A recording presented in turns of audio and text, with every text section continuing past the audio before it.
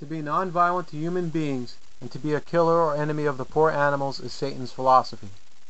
Srimad Bhagavatam, Canto 1, Chapter 10, Verse 6. Departure of Lord Krishna for Dwarka. Translation. Because of the kings having no enemy, the living beings were not at any time disturbed by mental agonies, diseases, or excessive heat or cold. Purport by Srila Prabhupada. To be non-violent to human beings and to be a killer or enemy of the poor animals is Satan's philosophy.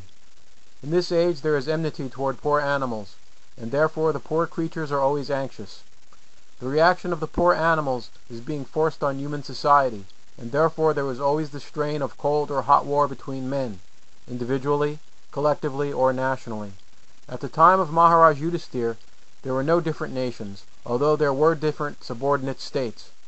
The whole world was united, and the supreme head, being a trained king like Yudhisthira, kept all the inhabitants free from anxiety, diseases, and excessive heat and cold. They were not only economically well-to-do, but also physically fit and undisturbed by supernatural power, by enmity from other living beings, and by disturbance of bodily and mental agonies. There is a proverb in Bengali that a bad king spoils the kingdom, and a bad housewife spoils the family. This truth is applicable here also.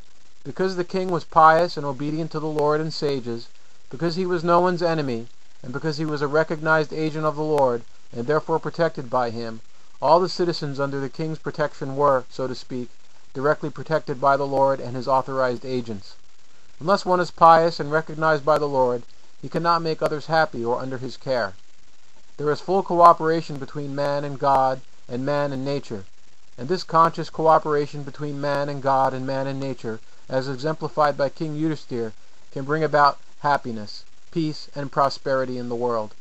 The attitude of exploiting one another, the custom of the day, will only bring misery.